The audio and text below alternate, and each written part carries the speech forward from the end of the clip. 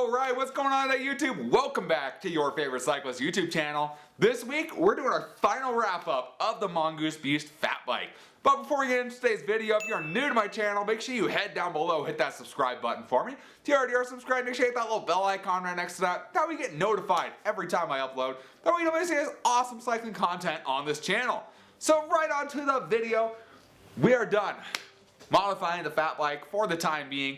And it is time to do our review of what we spent on this, what exactly we did, and would I do things again or would I do it differently. So let's start talking about this bike. So the fat bike I bought about 3 months ago, so I actually bought it before it actually started snowing, so pretty good time to buy a fat bike. It hasn't snowed yet, no one's looking for a fat bike. Bought it for 50 bucks off of Facebook Marketplace. So that's a pretty good deal. This bike was like 250 bucks brand new. I mean, that was like 10 plus years ago. But 50 bucks for the bike, that's not bad, especially when it hadn't been abused or anything. Still all original. Not bad, and I got a big old fat seat out of it that's not on there anymore, but I got a big fat seat out of it. After that, we brought the bike back home, and I went through off camera, I went through and re-greased every bearing on this bike, made sure everything was adjusted properly. That way it was going to be in good condition for me to start with. After that, I went ahead and did again off camera. I went ahead and addressed the main contact points, so I got these fancy pedals here. These are, I don't remember what brand these are, DXD or something.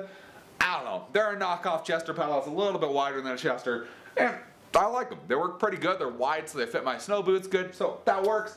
I'll change the seat out, of course. That's the seat off of Project Mongoose. Again, it works, and it's actually a pretty comfortable seat. I'm actually impressed with it. And then we changed out the grips to some ODI grips. From those, personally, I've been pretty impressed with those, especially with the pedals, the saddle. Those both are impressed. The ODI grips, I've kind of gotten used to them. They work really well because they don't get super cold, and when they get wet, you can just knock them off and the water comes right off of them, versus my ESI grips I normally have. Sometimes those soak up water a little bit, get a little slippery, so there are some downfalls, but I kind of like the ODI grips. I'm pretty happy with those. After that, the first video we did on this channel for the bike, we went ahead and installed bottle cage mounts. And we went ahead and installed 2 bottle cage mounts, one down here and one right up here on the seat stay. And in my opinion, if you have a bike that doesn't have water bottle cage mounts on it, add some water bottle cage mounts. It's such a simple process, and sure, it takes a little bit to get over the fear of you're drilling into your bike, but once you do that, having that water bottle cage on there and you just being able to pop a water bottle in and go, it's unbeatable. Do it. By far one of my favorite things I've done to this bike, and something I really needed if it was actually going to be something I ride a little bit longer distances and go out and have fun with. So we got 2 water bottle cage mounts, so I can mount 2 water bottles on there. Awesome. I only got 1 mount right now because that's all I really need right now. I'm still getting into this winter fat bike riding thing. So water bottle cage was there. Next thing we did, we went ahead and we got our wheels, took the wheels off, and went ahead and drilled out our wheels. We drilled 36 inch and 3/8 holes in our wheels. Each wheel, got that on there. And that was in an effort to save weight. Obviously with a fat bike wheel, these wheels are just as wide as the tire. They're a 4-inch wide wheel, and they're 26 inches. So there's a lot of material there. So the thought was you drill out the holes and you save some weight. In theory, that sounds like a good idea. In practice, we drilled out all those holes. We lost about a 1/4 pound per wheel. So total about 1/2 pound off the bike. And in total, it took me about 3 hours to drill both wheels out. It was not an easy process, not a light process. It took a lot of manpower. It took a lot of time to get those done and get them actually looking right. And then of course we went ahead and threw Gorilla Tape on the inside. Now are there ways I could have made those lighter? Sure, there are ways I could have made those lighter. I want reliability with this bike, especially since I'm riding in the snow and cold conditions or warm conditions, and I don't want to be stranded. I had extra tape. So the tape, could have thrown it off, but if there was one thing that kind of iffy about on the bike that I probably wouldn't do again, it's probably drilling the wheels out. Now it does look cool, especially on my bike, it looks really cool, but if I was to have another one, or someone was to ask me about it and say, well, would you recommend doing this? I'd probably say don't do that. Essentially that was a free modification other than drilling the holes and buying Gorilla Tape. So I probably wouldn't do it again myself unless you like the look. That's kind of the deal that I would go with. If you like the look, cool, go for it. If you're just doing it to save weight, it's not worth the time. Not worth your time, not worth the energy, unless you're counting grams, but I wouldn't do that again. And then of course our next video after that, we went ahead and we changed out the factory big hole tires on there, and we swapped on these Chaoying Big Daddy 26ers and a 26x4 on both the front and rear, and we put on some Maxxis tubes that came with those. And with that one, that was probably one of the biggest modifications on this bike and the biggest weight savings on this entire bike. We dropped a ridiculous amount of weight in those videos. I think it was almost 9 pounds we lost in that video, just from swapping tires and tubes out on this bike. And those are sticking with fat bike tubes on there. So if you're looking to make a modification to pretty much a Walmart or a budget bike, tires might be something to look at. It's a huge modification that increases really your fun on the bike is what it comes down to. It increases your traction, and increases your traction both downhill, riding around town, snow traction, it increases everything. So if you're gonna do something on your basic budget bike, tires would be something I would go for. So after the tires, we went ahead and we started addressing components that were steel, and we wanted to change them out to aluminum to drop some weight. So the first one we went ahead and touched was, of course, the seat post. This came with a steel seat post with the kind of basic clamp on there. We saved about half a pound changing out our seat post to an aluminum seat post for 20 bucks. Very simple process that anybody could do. So very simple process that anybody can do to their bike. If you have a steel seat post, swap it out for aluminum, save about half a pound on your bike. Kind of neat, pretty simple process. It's a pretty simple thing, and it's very easy, and awesome. It's a great upgrade, especially if you get one with a nicer seat post clamp. Makes a big difference on the bike. After we did the seat post, we went ahead and started addressing our cranks. Our cranks on this bike came originally steel cranks with a steel chain ring. Came with the 36 tooth chain ring. Kind of came with a very, very high gear ratio on there. So it was it was tough to pedal on the road when it was in original form. We put around pedal a 50-pound bike on the road with that kind of gear ratio. It's not very fun, honestly.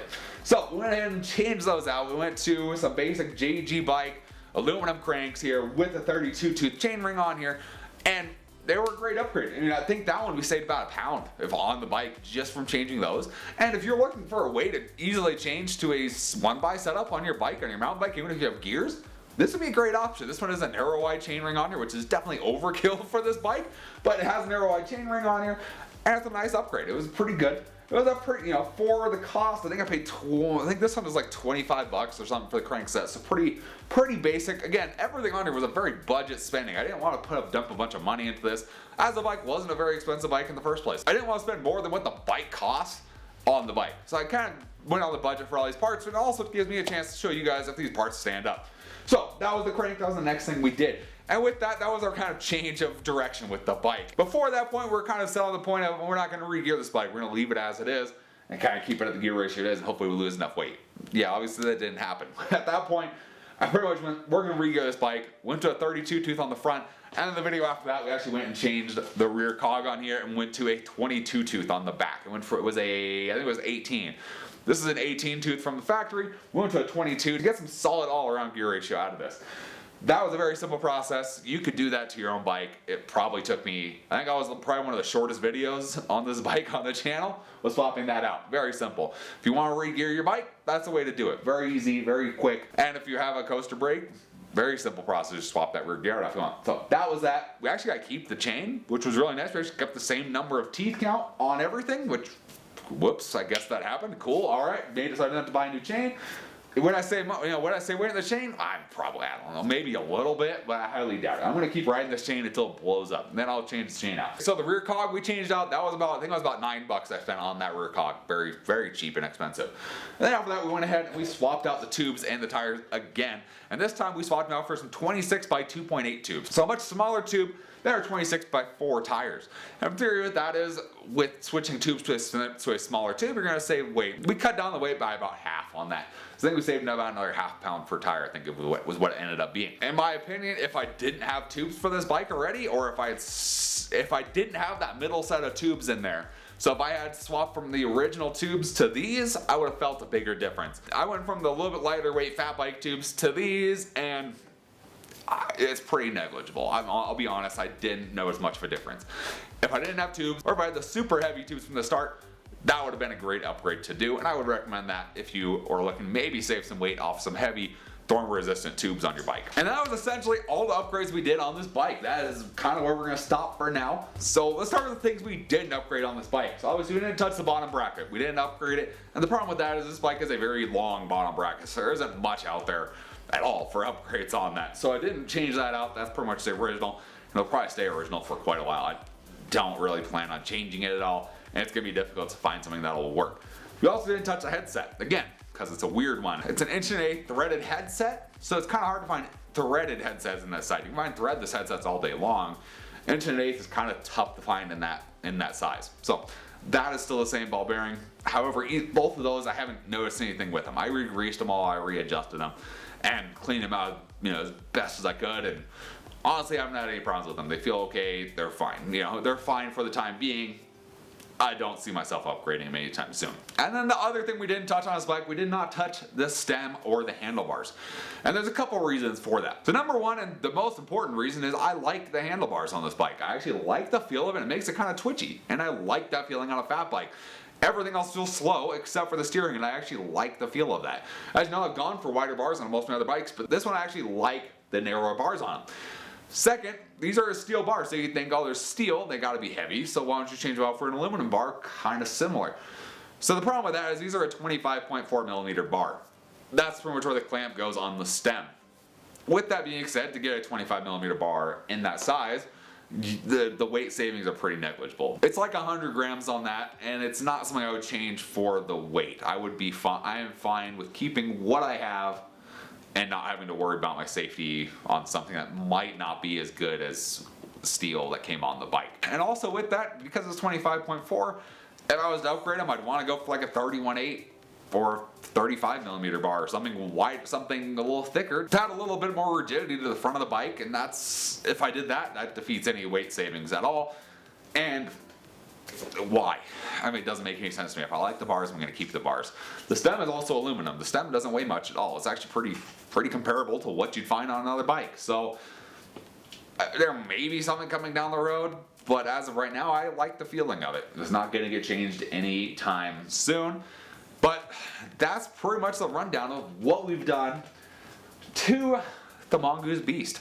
It's been a fun build. It's gotten me excited about fat bikes. I've always wanted a fat bike, and here we go. I got my own fat bike. Riding wise, I've only ridden it around the block because it's been like in the teens or lower, and maybe 20. It's got like 20s, teens and lower lately, and snowing. And icy really is the problem. It's icy outside. So I've ridden it around the block once I finished it, and I love the way this thing rides. So with the gear ratio, this is a 32 and a 22. On my Superfly, when I rode that single speed, I rode a 32 and a 20. So it's a very similar gear ratio, except a little bit lower ratio with that 22 on the back. Riding this around, it feels just like my Superfly did when it was single speed, which is exactly what I want. It feels so good to ride this bike. It makes a huge difference versus that original gearing where it took you some muscle to get started. This one you just hop on and go, and you don't have to think twice about it. So I'm very happy with this bike. I am looking forward to riding this bike a lot more and bringing this bike out and going to some events and some rides and just having fun with this bike. It's definitely not something I would like race on or do anything, but for a fun bike to have, this is it. This is the fun bike to have right here. And for those of you wondering the final weight on this bike, we got it down to right about 36 pounds on the dot. I think it wavers between 35.8 to like 36.2. So it's pretty much right in there, just depending on when you weigh it. But we did get very close to my goal. My goal was 35 pounds, and I couldn't be happier with this bike. I'm very happy with where it ended up. So hopefully you guys enjoyed the whole Mongoose Beast build series there. Of course there's gonna be more videos coming, so we'll probably end up doing something. There's never an end to bikes. It's just the beginning, right? So we'll probably end up doing some more stuff. If you're interested in checking out more of the build stuff we did on this bike, I'll link in the description down below to the playlist with all the videos about the Beast so you can check that out for yourselves. But if you did enjoy the video, give it a big thumbs up. Appreciate the support. If you have any comments or questions, let me know down in the comments section below. Let me know what you guys want to see next. I have all sorts of stuff I can do, and I'm always looking for new ideas from you guys. And I love talking to you guys as well, so let me know what you guys say down in the comments below, and we'll see you in the next video. Thanks for watching today.